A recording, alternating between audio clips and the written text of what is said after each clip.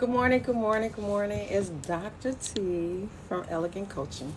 So, to you, Tamara Butler from the east side of Detroit. Yes. So, today is day 2 of my personal check in. So, I think I left off graduating high school with a 1.90. Oh, Lord, yes. And I will tell you, it followed me, but it didn't follow me. But I realized that just because I started there don't mean I have to finish there. So remember that. Graduated high school, joined the military, headed on my way to Fort Jackson.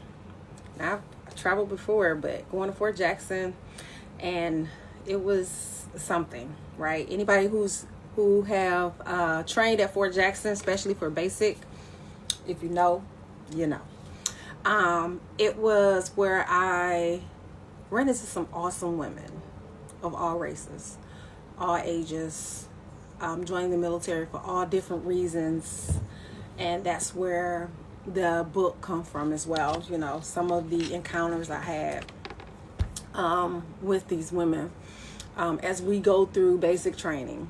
Now, let me tell you, my grandmother and grandfather had to wrap me in some garbage bags, and I had to go at King High School track and walk around because sister needs to lose some weight. And I had to get these inches down so I could pass the weigh in and tape test. Lord have mercy. Nobody talks about the folks who have to lose weight to get in. But that's another story. Fort Jackson was where my adventure in the military started. We had this one private who was with us, and she was struggling just to do the push-ups. Everybody know you got to do like push-ups to get out of reception to go to your main duty station. Well, they called her private no push-up. That's what the drill sergeants call it.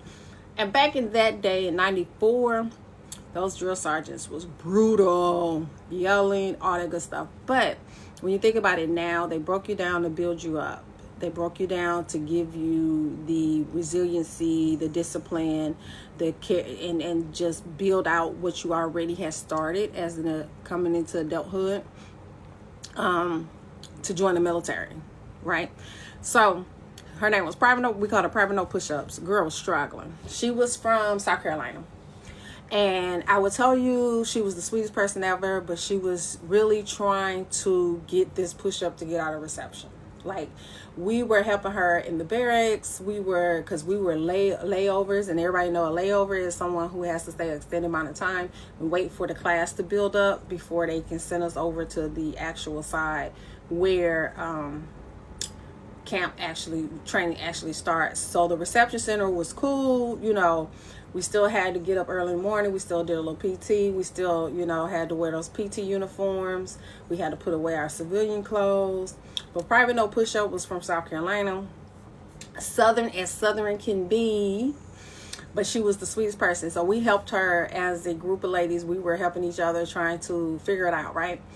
I also had 2 ladies, and I still have their pictures. My mom, actually, they went with us after basic training because they didn't have family come visit, so they was with us. And we helped her all, every chance we got.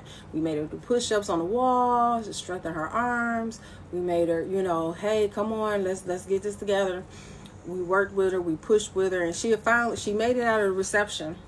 She did finally get those push-ups, but they called her Private No Push-Ups because every time the drill sergeant would drop us, she could not get off that ground. She could not hold her own weight. And she wasn't no big girl. She was, small lady, whatever. But that's where the sisterhood started for me.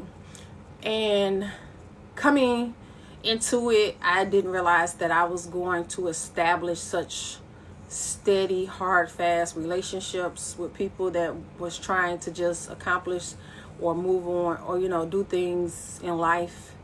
Getting to know different people, their culture.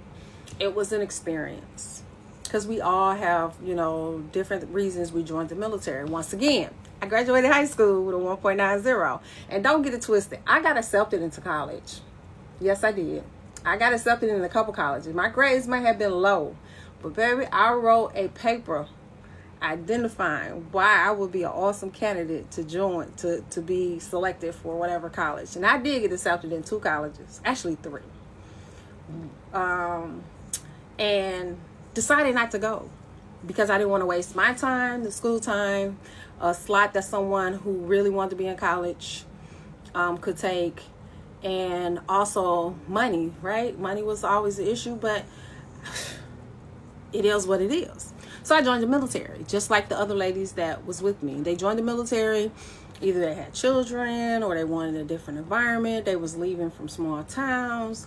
Their family members were in the military, so of course they joined the military. So that's where I began. That's where my adulthood began. Fort Jackson. Muddled all the way down to Fort Sam, Houston, in Texas. Hot, hot, hot, hot. Loved it, loved it, loved it. I mean, we had a good time. And if you read my first book, you'll see that the first book take the ladies from Fort Jackson to Fort Sam because, hey, why not? We had a good time. AIT, right? Everybody had a good time at AIT. You know, you had your weekends off. You had your enlisted club. You had yourself sneaking into NCO clubs or officer clubs. We had all those good things. But we had a sisterhood, which was very important to me. We shared, we cared, and we followed each other. And to this day, I still actually have connections with the two ladies that went with me and my mom after basic. So with that being said, this is day 2 of Dr. T sharing how she became who she became and where it all started. Because I think it's important, if I'm being your coach, you got to understand that I didn't just magically get here. I had to do the work, and the work had to be done. And if when you're trying to move to a different act in your life, you have to hold yourself accountable. You have to take your experiences with you, because your experience is your superpower, as I always say. It's your superpower. It's can nobody take your experiences away from you? Can nobody take this away from you? Only you can. Nobody can take what you know, what you can do, what you experienced in life away from you. Only you can allow someone to have you question that. And we're not. No, Elegant Coaching, we're not doing that. We're taking our power back, building our confidence, and working on our second act. So this is day 2 of Tamara. So see you on day 3 when we get through AIT and make it to our duty stations. And I really flourish there. Have a great day. And if you don't go mess with anybody else's.